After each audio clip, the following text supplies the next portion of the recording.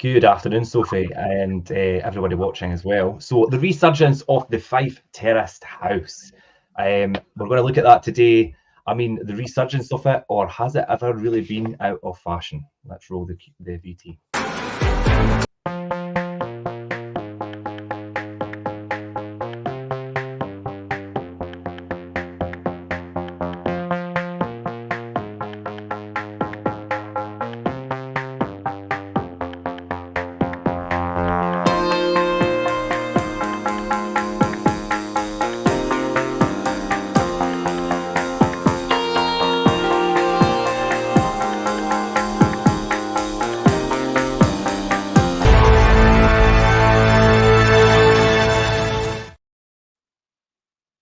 So, Sophie, FIFE terraced houses, and terraced houses in general, I think, across the country. Yeah. The terraced house, I mean, once maybe considered a relic of the past, is making a noticeable comeback. But one might wonder, did it ever really truly go out of fashion? And that's what we're going to look at today. Do you know the simple, unassuming two or two up, two down, which is kind of like the hallmark. Do you know the Victorian red brick Britain? Do you know that's the kind of the property that you think of? Is now being really rediscovered by modern buyers, especially here in Fife and Fife buyers, who are looking for more than just a place to live. Do you know, it's like they're looking for something that wee bit more. They want a home, and sometimes a bit of a slice of history. And these terraced houses are a slice of history, especially in certain areas within Fife. And the benefits of ownership that many new properties simply don't provide. Some of these new build properties and things don't have the same character and charm, and as we say, like the history and that relationship with the past, which a lot of people quite like. Do you find that with buyers and things, obviously, as opposed to new build properties? Do you know, looking at the older style and in particular these terraced houses? Oh, absolutely. Because amount of comments you'll hear and it'll be like, "Oh, they don't build them these days how they used Like to you do used back in to, the yeah. day," or "You didn't get storage like you used to," or I mean, I was even out valuing one a couple of weeks ago, and there was still the outdoor toilet. It was Well, the really? terraced house, and the outdoor toilet was still there, and they were like, "You don't get that these days." So, oh, No, you don't. It's a long time since even I've seen that. Where was that about? that was in Lower Largo. Ah, I see. Right, okay. Um, Yeah. It kind of makes more sense when you say that because I thought, God, that's rare to see. But in areas like Lower Largo and things, I mean, these properties date back quite a considerable time. So it's not That's so unusual to see that you found that there. I mean, was it in use? Was it in good condition? no comment. Right, okay. But then that's obviously that's really a prime example of, do you know, that history and things as well that people look for it as opposed to maybe the newer properties. I mean, while there is still that allure of like the sleek, modern, you know, flats, and properties that have really dominated recent decades and things, the new builders and the things. The terraced house is provided, or it's proving to be a surprisingly attractive option still for many people, particularly for first-time buyers. Yeah. So obviously having a wee look, obviously, and some recent research by like Zoopla. Zoopla's quite a good and probably the best website to look at for statistics and things. Terraced houses in particular, two bedrooms, an average sale time of around about 27 days. So really what's behind that resurgence in the terraced house, I think, is probably the question. And is the same happening here in Fife? Because obviously Zoopla, the stats and things are taken as the country as a whole and then divided up. So and then again the question would be why terraced houses, which some may have once considered probably outdated. Now they're kind of back in vogue, as we'll say. So yeah, I mean, talk us through the terraced house itself a wee bit, Sophie, from your perspective. Okay, so we'll go into a bit of a history lesson here, shall we? So We'll need to. Yeah, let's see where it all began. So the long-standing British staple, and I even remember them obviously from the accent. I grew up down south, so I grew up in England, and there was so many. It's just rows and rows and rows In of England, it is like terraces. that, yeah. course. And it was so many, and it was even the terrace, and I don't see them as much up here, but it's actually where it's front to back as well. So you only have your front of your property, and then the back is another property, and it's just rows of those terraces as well. That's really popular in like Leeds area. So I mean, I grew up in a terrace, so I know terrace very well, but they're so prominent down south. It's just rows and rows and rows of them. And the outdoor toilet had one of those as well. Yes, it's a little bit of history. So the terraced house has deep roots in the UK's architectural history, dating back as far as the 1600s, when it was first introduced in the aftermath of the Great Fire of London. With their symmetrical design, and maybe that's why I like them, because I need my symmetry, and efficient use of space, terrace houses quickly became a go-to solution for housing, especially in the kind of urban areas. Yeah, as you say, urban area, and you know, you were obviously talking about Leeds and areas like that. And what first comes to mind for me and thinking about the down south is obviously the outskirts of London and things. If you've ever walked around, it's like that. It's rows and rows of terraced houses. And well, as you've said there, obviously, and on the other side of the Great Fire of London, obviously there was a lot of damage, and then that's where that insurgence of the building of them come in. And that's why there's so many on the like the surrounding suburbs of inner London. There's just there's a lot. So many, absolutely so many. So what did they I mean, what was the purpose in that then? What did they provide? So I think it was because they have like a dignified kind of alternative, if you like, to the overcrowded slums Or of like the tenements and things that used to be like Dundee. Do you know, my granddad grew up in Dundee and the tenements, and do you know that was kind of the thing in the cities, these tenement blocks, which people were all like living on top of each other, basically. Exactly. So it's almost like the dignified version of that. Plus, as well, you're probably getting a garden as well with the terrace. So you're obviously getting out of that slum of the tenement, but you're also getting, even if it is just a wee postage stamp size bit of garden like ours was when we were growing up, it was just a little something out the front. You had a garden, you know. You could then sit out there. That before. No, so it was probably that, and it's given that kind of practical yet comfortable element of living arrangements, with it being the 2 up, 2 down. So it was great for kind of workers flocking to the cities like your Leeds, your Manchester, your London example. Something that's also people comment on in terraces is, oh, it's great because they keep the heat because you've got both sides heating you up. Yep, you've got both sides heating you up, so it's great.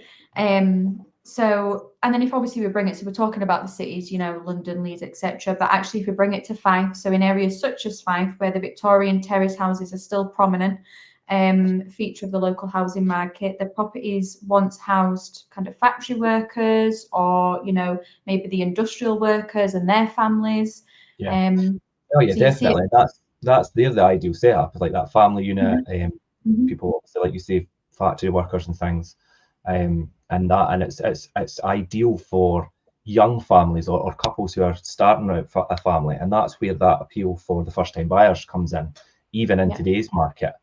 Let's talk about a wee bit about the actual layout, the typical layout of a terraced house. And typically you're looking at 2 reception rooms downstairs, 2 relatively good-sized bedrooms upstairs. Sometimes there's that third bedroom off the back. Or a lot of what you see nowadays is people have started to convert up the way and do the loft, which is obviously adds another obviously room or whatever they decide to make that into. And it usually has quite a small kitchen, or as we say here, a scullery. Yes. A lot of people, if you're watching this with down south, or probably Sophie, do you know what a scullery is? Yeah, scullery, because I remember our kitchen, it was tiny, it was like a postage stamp. And there wasn't a radiator written on and nothing. It was that small, there wasn't even a radiator. So it was the coldest room in the house because it stuck out the back, no radiator whatsoever, and it was freezing back there. But so a lot of people maybe down south that, but a scullery, my granny used to call it the scullery, but it's the kitchen, obviously. And that would be at the rear of the property, and that kind of allowed that flexible living setup, even in like today's like modest standards and things. Yet, despite their simplicity, they've managed to really stand the test of time, I think, and evolving with the needs of their occupants. And that's where I think, obviously, the converting the lofts things and comes into play. and they're still that ideal setup for, first-time buyers, young couples, and young families and things, with the two, possibly 3 bedrooms and the reception and kitchen and things downstairs. So that's generally the typical layout. Obviously, they've changed and evolved a wee bit over the years, but still very popular in today's market. So why are Fife buyers rediscovering the terraced house then? If it's always been there, why do we feel like it's starting to have that resurgence like we're talking about and being rediscovered? It's probably down to, it'll be down to a couple of different factors. And it could be price, especially obviously with our shows. If you haven't already watched them, looking back at mortgage rates and everything like we've discussed over the last 2 weeks, price, because they're within that affordability range, especially if it is that first time buyer. If they're doing that upsize from a flat or they're getting on the market or anything like that, it's a good price out. If they've been in a flat, then it's probably the next stepping stone. Or some people who are lucky enough to go straight into that. Into that kind of 2-bed terraced or end terrace, whatever, as their first time buyer, then that's great. But a lot of people do move on as their step on the ladder. They come from a flat or an apartment and then do like the 2-bedroom terraced house. Just in case, feeling the pinch, especially, Fife, if we're feeling the pinch of the rising interest rates and we're kind of tightening our budgets or cutting our cloth accordingly. Many are realising the 2-bedroom terraced often offers that better kind of value than a similarly sized flat. And then, as I said earlier, you're also getting that addition of outdoor space, and you're getting the options that, as we said, you can adapt the terrace as well. Like people are adding the kind of porch to the front, or they're extending out the back, or they're going into the loft space. It gives you more options than going into a flat would. Just before you continue, I've got a really good example about that, because I was speaking to one of my landlords the other day, and part of his portfolio is made up of, he's got a 2-bedroom flat over in Kirkcaldy, in quite a good area, and he's got a 3-bedroom terraced house in Glenrothes, and a relatively good residential area. And he's had them for a long time. The early, mid 2000s, he's had them. I think paid the 2-bed flat, it's like 77,000 and 88,000 or something like that, around that for each of them retrospectively. So 77 and 88. So and they're valuing up at like 130. I think it's 130 for the 3-bedroom mid-terraced in Glenrothes, 130,000. And the 2-bed flat, which I was quite surprised at even when I done this, and there's one in the street and one that's been sold in the street at a similar price, you're talking about 140,000. I mean, it is a good area. So that just shows you for the same price and relatively close areas. I mean, Glenrothes and Kirkcaldy are they're a matter of a few miles apart. You can have a 3-bedroom terraced house for 130,000, or in Kirkcaldy you could have a 2-bedroom flat. I mean, granted, it's a nice flat, but do you know what? If you're thinking, I've got a family, or I'm wanting to start a family, or do you know, or if you've got a young family and want to obviously grow that and things, you're going to go with the terraced house, because it provides so much more accommodation and it's much more affordable. So you're absolutely right, and that's a good example. I just done that the other day with one of my clients. And there'll be so many more like that, so many more. Absolutely. That also demonstrates for the Fife area, the Glenrothes area, how affordable it is, and how, to be fair, undervalued some of the property in Glenrothes is in terms of what it is and where it is. Because if you're picking up a 3-bedroom terrace house for 130, which is less than a 2-bedroom flat in Kirkcaldy, I mean, you don't need to. It's not rocket science to work that out. No, it's a no-brainer. Absolutely, it's a no-brainer, and I think that's what buyers are attracted by, the fact that they can have that entire house with the potential of a garden for the price of a flat, especially as well it's their own front door. What does the parking situation look like? Yes, it might still be on-street parking, but is it kind of, are you even getting parking with the flat? It's the parking option. There's no shared area. There's no shared ground. This is your entire property. There's no potential factoring fees for the flat block, or we're not relying on somebody else. There's all the different elements, and what neighbours are in that kind of potential flat block or that flat kind of building. Granted, obviously, with your terrace, you've got neighbours either side, but as I said earlier, they're helping you heat your property as well, so it's a win-win for everybody. different from flats. I think like the nosy neighbours and people. If you've got people below or above you and things, it's a lot different living situation than having people either side. Yes, exactly. And I think there was probably an element of that then when you think about lockdown, for example, the people that probably went through the pandemic and the lockdown in a flat and they didn't have that garden space. And when we couldn't really do anything or go anywhere, you were stuck in your flat. But then obviously the people, terraced houses and everything like that, they had that, even if it is just a wee bit of garden space, at least something. And that's probably where a lot of people felt the effects of it and then probably did when obviously it lifted. And our figures that we were discussing last week when we saw the rise, it was probably people coming out of the flats to even just terrace houses because it's within the affordability range, but they're getting a bit more freedom. So that would certainly be an absolute benefit of a terraced house. Yeah, especially like you're saying, obviously these densely populated areas, like London, Manchester, Leeds, Birmingham, do you know, all these big cities down south. But yeah, you're absolutely right about obviously COVID and the lockdown things. And I think post-COVID, priorities really shifted for people, and the focus was towards, as you said, homes with that outdoor space. And do you know that the humble terraced house often comes with some, like you said, whether it's just a small yard or whether it's a small garden space, they're not relatively that big, especially in the city areas. I mean, if we're talking about the suburban areas and Fife, you usually do get quite a reasonable amount of garden with terrace properties. But if you're in the city areas and things, you usually got these wee slimline gardens or small gardens at the back. But it's still an outdoor space which you don't have in flats and apartments. So even if it's usually on the small side, it's still there, and people, that's what people are looking for. And this is really appealing not just to the first-time buyers, but also to those looking to kind of escape that claustrophobia of, do you know, the apartment living. I think a lot of the time as well, when people are at the younger end of the scale, do you know, that apartment and flat living in the cities and things, it's on trend, it's what you do. And then as you grow a wee bit older, you think, right, okay, I need my own space. I want a wee bit more, you know, flexibility and a wee bit outside space to enjoy things. And then obviously COVID and lockdown just kind of really pushed that for a lot of people. Because really you started to appreciate the benefits of having the outdoors. I mean, crazy to think we were restricted from going outside and things at one point in time, but that is what happened. Additionally, we've got the cladding crisis as well, brought to light by the terrible events that happened in the Grenfell Tower disaster. So obviously, if you've got high-rise blocks nearby you, you'll probably have seen that they have been. I mean, we've got the ones down at Memorial Court in Leaven. We've got the high-rises at Ravenscraig and Kirkcaldy, and we've also got the one in Glenoffice as well. So they've all been cladded and recladded accordingly with the new regulations, obviously following that disaster at Grenfell.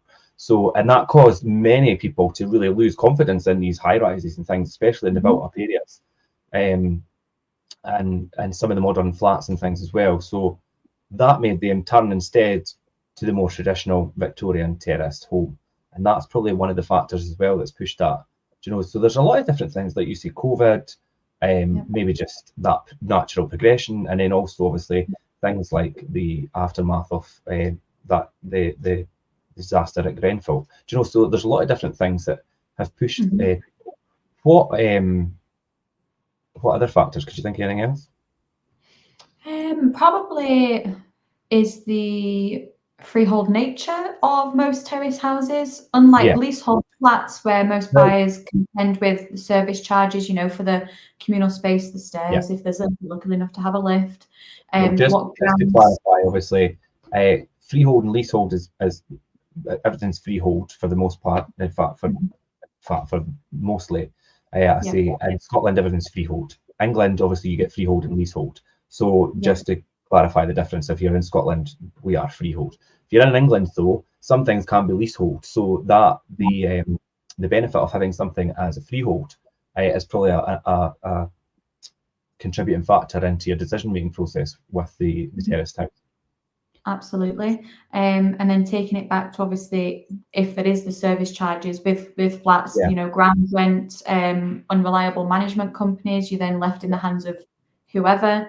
But obviously, all of that is taken away and you get full control over your property, doing obviously your terrace, because that is your bricks and mortar. And as we say, if it is your slimline, and I love that slimline garden.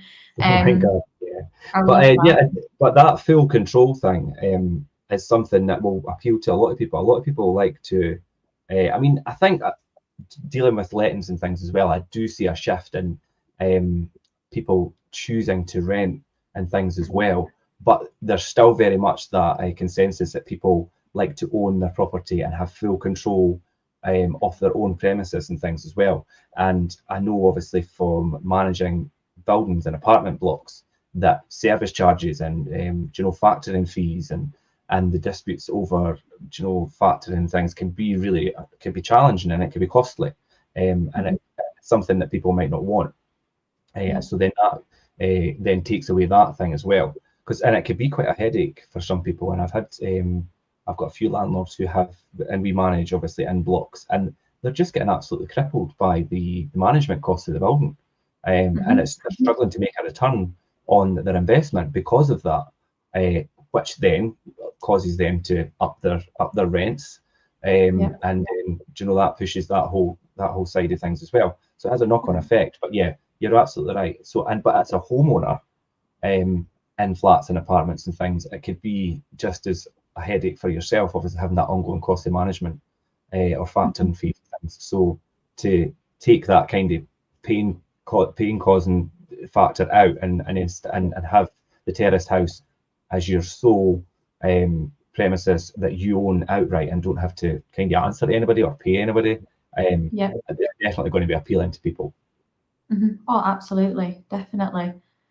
So with that then, what in terms of transforming spaces and adding values, we kind of touched on different adaptations you could do to the property, but what else could you do? So I think, well, obviously transforming that space and adding that value. So terraced houses also offer a significant potential for customization and renovation. We talked about the loft space and things as well. So stories of buyers kind of transforming these rundown terraced houses into really modern masterpieces, and you see it quite a lot now on social media and things. People, the before, this is what it looked like before, and this is what it looked like after, and that's becoming increasingly common, and really pulling these terrace properties that were, like you say, some go back way back into the I mean, you're talking the 1600s and things, that even pulling them right up into modern times and having them appeal to today's audience and having them right on trend. I've seen many terraced homes with the addition of maybe a contemporary extension at the back. You could have an extension, you could have the sunroom or conservatory, and homeowners have not only made their home more livable by doing this, but they've also increased its value quite significantly. You could, if you get the right permissions, you could put a quite substantial extension on the back of a terrace property, and you could more or less, I mean, practically double the floor space on the lower level, depending on what you do, and that could really add value as well. Although I would always say, be careful, don't overspend and spend too much, because where you are, there's always going to be that ceiling price for a terraced house. By all means, if you buy somewhere and your end goal is not to add value or have it increase in value where you want to get the return, you just want to make it a home and you have the money, then that's fine. That's your choice to make it a family home. I was at one recently. It wasn't a terrace property, but the guy had done extensive renovations to it, and he had it. I mean, the finish and the what he had done with this property was just amazing. And he was quite realistic in the fact that he knew he wasn't going to get back what he put into it. Unfortunately, the circumstances had brought him to have to sell the property, but he says, I done it originally because it was our family home and that's what we wanted. So he was realistic about it, and the price point and things as well. So yeah, and that's what I explained to him. Look, there's a ceiling price here. Just because you've put X amount in doesn't mean you're going to get X amount out.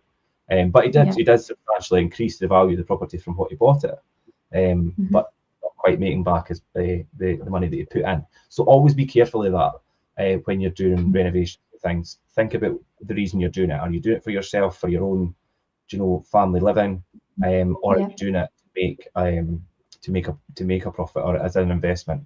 And then you need to put your investment head on and think, right, okay, what am I spending here, and what am I going to get back? And that's when you should really speak to a professional if you're not sure about that. I mean, for many FIFE home buyers, especially those with, do you know, that eye for design, and people have really great design visions and things, these houses offer the perfect balance where you've got that kind of history and some, like, obviously character and potential for modernisation, where you could have that really good mix of period and modern.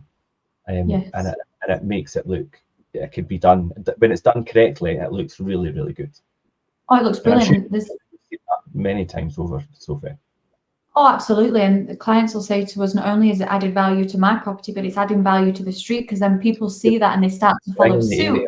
Yeah, of course, definitely. Absolutely. Because there's obviously it's a big popular thing at the minute is doing the kind of anthracite kind of finish to the windows and doors. They're doing the anthracite finish. You see everybody doing that, and they're adding the porches, they're adding all these different things.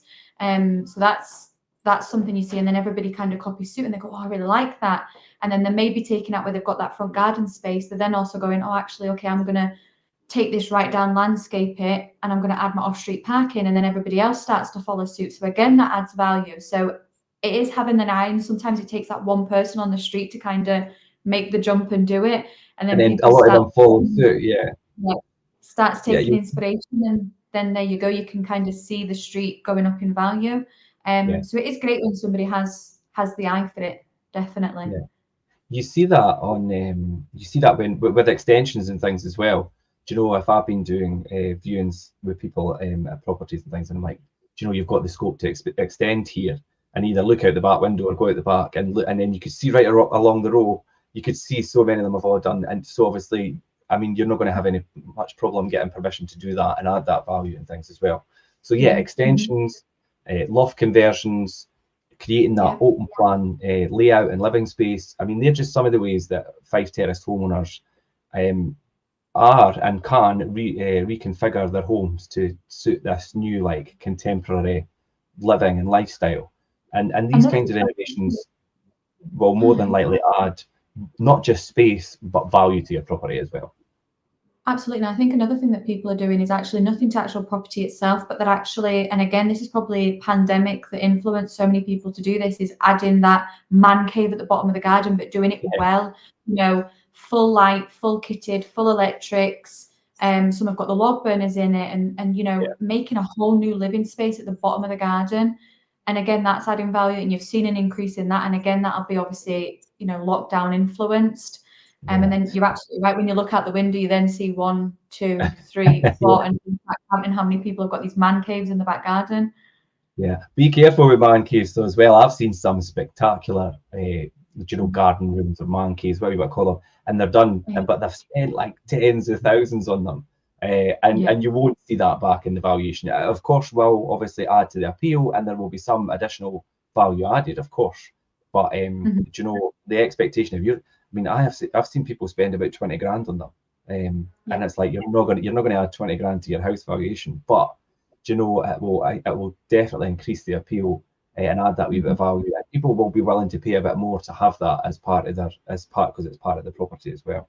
I done the opposite thing. I done, well, you've seen the back of my house, so I added like into the house, but not an extension. It's like a Gola come deck area. It's quite cool actually. But anyway, I don't say so myself. But anyway, so let's talk about, we're talking about valuation and added value and the FIFE Terraced house. So scores on the doors, Sophie. Let's talk about figures then. Let's talk about the FIFE area. Let's run through obviously some of the stats for the FIFE area then. Okay, so scores on the doors then. So according to kind of analysis, terraced houses present 24.3% of homes in FIFE, which, would you believe, is actually higher than the national average of 22.5. So FIFE 24.3, national average 22.5. So slightly higher in FIFE. That's interesting. I wouldn't have expected that. So that's a good start.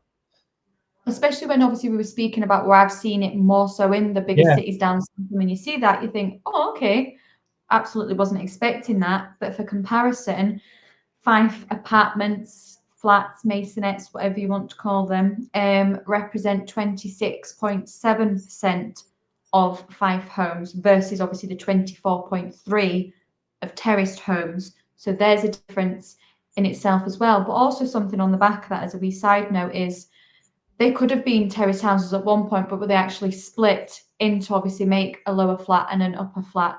You just obviously or have they extended up? So just obviously like so let's look at it this way. So terraced houses represent about 25%, so about a quarter of Fife homes, and then likewise flats and apartments are a wee bit over 25%, 26.7, but roughly about a quarter as well. Yep. Okay. That's interesting. So then when you look at in terms of pricing then, so what does that look like in terms of pricing? So between, and we're taking it way back when, but between 2007 and today, the average price of a terraced house in Fife has risen from 148,000 to, and I'm actually surprised at this, 264, well, just over 264,000. That's a big jump. What's that in percentage? Is. About 78%. That's a big jump. It's a big jump. That's a big rise. Which is interesting when you compare it to the overall Fife average, which is 60%. That's 18% more. Which I'm quite surprised. I can say I'm shocked at the 264,000 for sure. I wasn't expecting that. And then obviously between 2007 and today, obviously that is a big length of time. But if you were to look at the last 3 months, the average Fife terraced home has taken 48 days from the property going live to the market and to achieving a sale. When compared to actually flats, it's 58 days. But so obviously that's that 10 days longer. But with what we've obviously been discussing at the beginning, saying that obviously terrace houses, they're more desirable now because of the freedom that it gives you, the space, etc. You can, that kind of statistic makes sense that it's on average, and again, we always use the word average loosely, is that kind of extra 10 days from going live to obviously a sale achieving.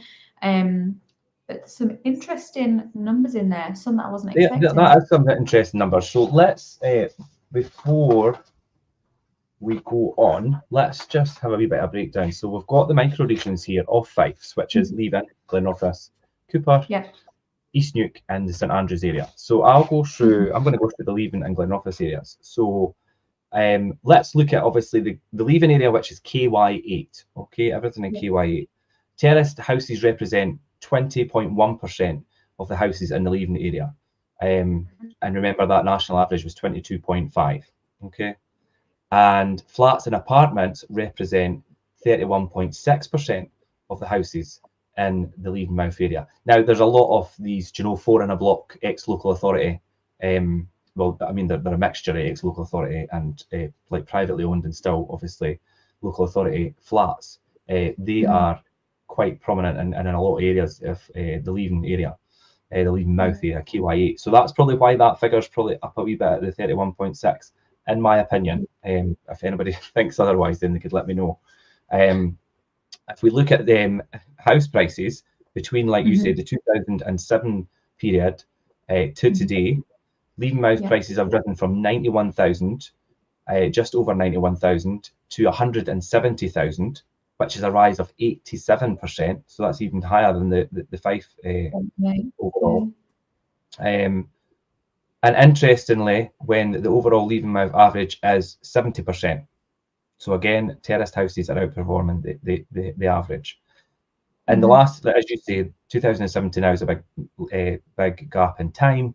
But for the last 3 months, the average Leven Mouth terraced home has taken 19 days from the property going on the market to achieving the sale, compared to 37 days, which is the time frame for flats and apartments in the Leven area. Okay, so again, interesting. Glenrothes area, we'll run through again. Terraced houses represent 41.9%, which is which is a lot higher than the national average of 22.5%.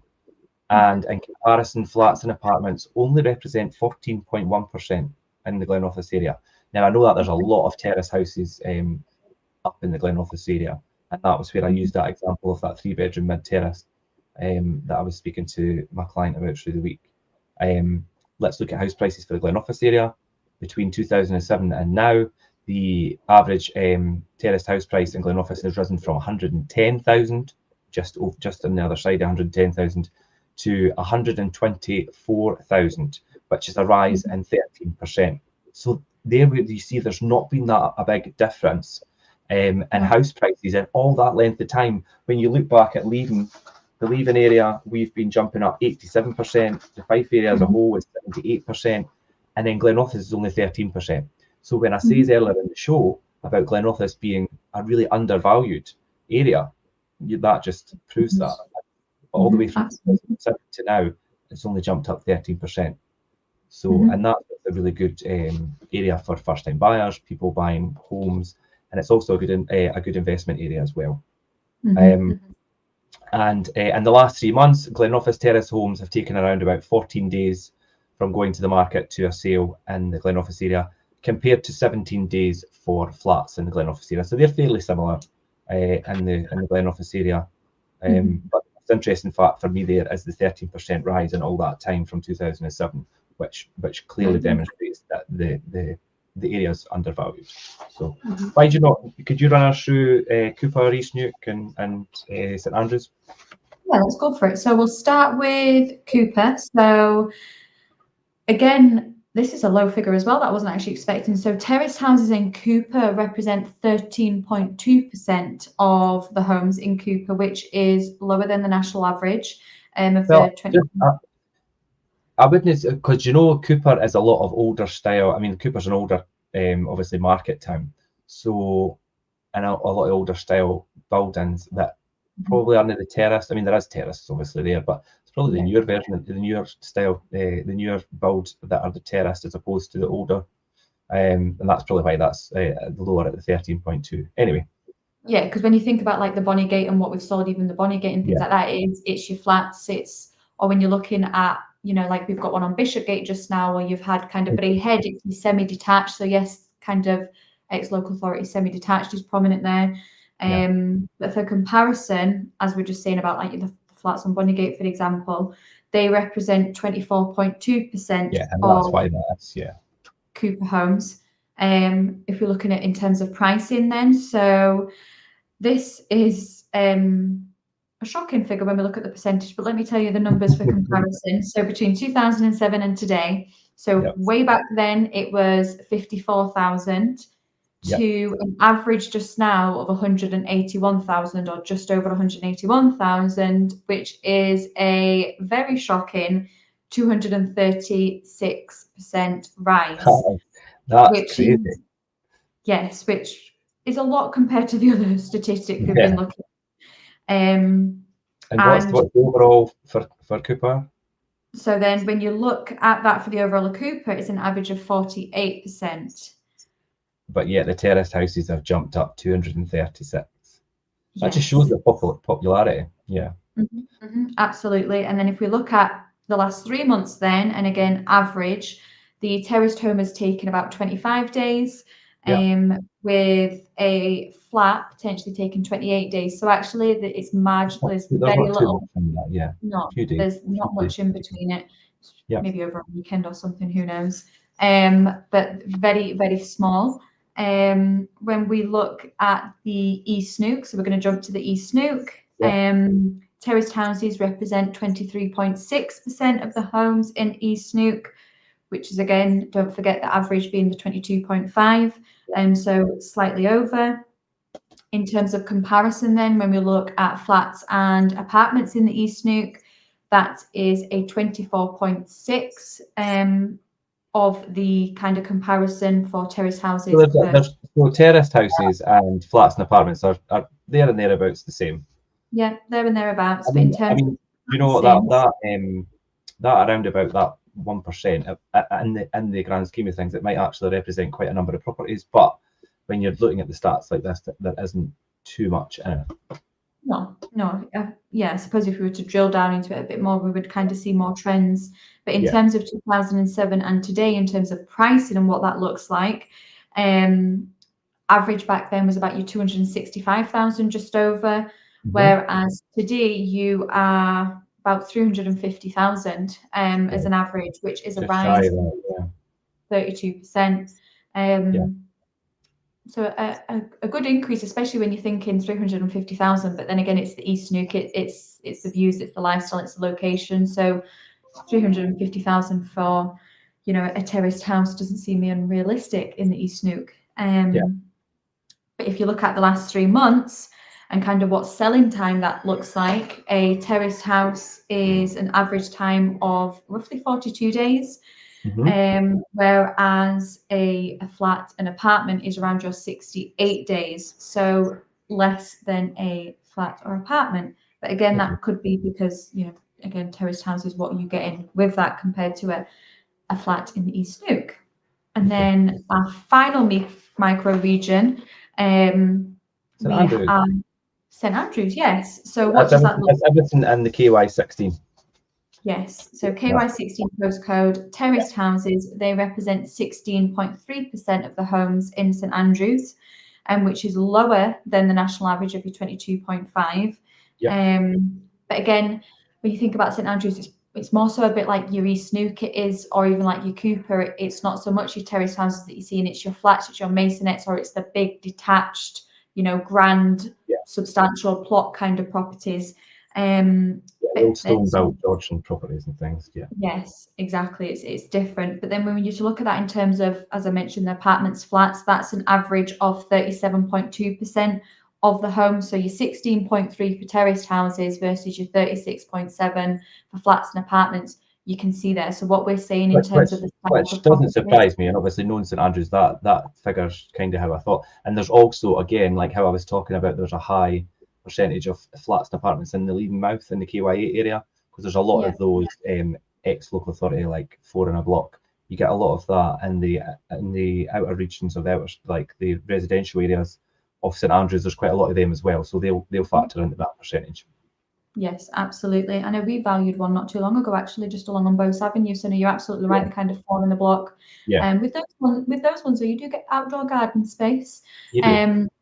Yes. But then when we look at kind of figures and pricing, so your average is risen from 360,000.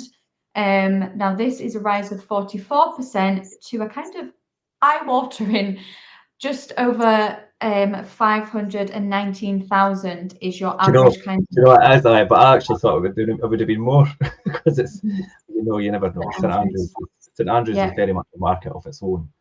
Absolutely. And, you really need to have a lot of local knowledge when dealing with property in St Andrews. Otherwise, I think there's a lot of outsiders don't know how to value and price point without having that previous knowledge and knowing the area and knowing how the market works. So I did actually think it was slightly higher, but that's what it is. So And then if you look at the last 3 months and kind of average selling time, a terraced home is around your 20 days, compared to 106 days for a flat or apartment. So that is kind of one extreme to the other. 20 days for a terraced house, 106 for an apartment flat. But obviously this is just average. But slightly different. I think those figures they are some interesting figures. They're quite good guidelines of what is happening in each area within Fife, and then obviously we looked at Fife as a whole as well, and indeed obviously the UK as well, and how Fife kind of compares to the rest of the country. So the bright future for the Fife Terrace home, I think, is what we've just kind of portrayed today. And in conclusion, for what we've been talking about, the Fife Terrace house really, I think, has never truly fallen out of favour if you look at it in that way. While it may have been maybe overlooked over time, especially as modern flats and larger detached homes come in to the areas and they grow in popularity, the terraced house has always been that that reliable thing. It's affordable. It's got the adaptable choices. for the FIFE and indeed like the British and UK buyers as a whole, I think the whole country, with its combination of like that history, that practicality, and that untapped potential, as we said, and we've looked at obviously going up and out the back and things. It's no surprise that the humble house is once again becoming a mainstay of the national housing market, and those figures that we went through today clearly demonstrate that. And that's from first-time buyers, some people looking to downsize, their next step on the property ladder, or anybody looking for that flexible home with some character. The terraced house may just be that perfect fit, I think. Yeah, I think we've kind of demonstrated that today, and I'm sure a lot of people would agree. If anybody's got anything that they would want to maybe contribute to what we've been speaking about today, or even have their own views, then feel free to jump in the comments. Thanks, Angela's jumped in this afternoon, saying afternoon, guys. It's good to have your privacy as well. Do you know what I mean? So it does give you that balance where you've got your outside space, but still got that bit of privacy. So yeah, thanks for that, Angela. Thanks for joining in today. So what's your final thoughts then, Sophie, before we wrap up today?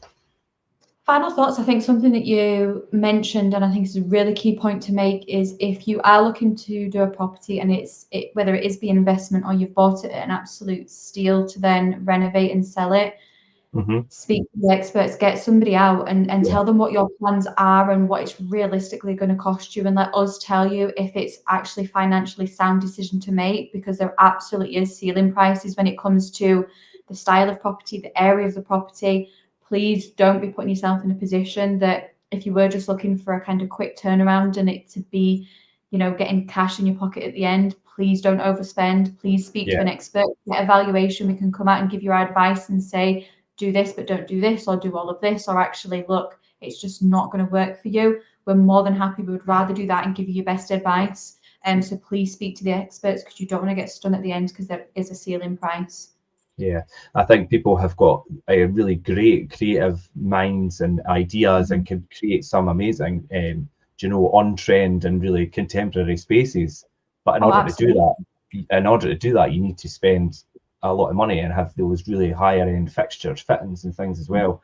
And like you say, you're going to get to a point where you're not going to see that return. So yeah, definitely good advice, because keep that in mind if that's your plan, and if you're unsure, speak to somebody that knows what they're talking about in terms of where you are in terms of your purchase and where you're going to be at the end, if you're and how that's going to value up, and then that'll give you a better idea like where you're spending allowances. Yeah, definitely good advice. Those were really interesting stats. Thanks so much for going through that with me today, Sophie. And I will leave it there today. Thanks everybody for joining in. If you're watching the rerun, then please jump in the comments still. We will get them. If you want to speak to anyone else, you can speak to us directly if you wish. And I'll leave it today, and I will bid everyone farewell. And thanks very much, Sophie. That was great for joining me today. Enjoy the rest of your week. You too. Thanks. Bye.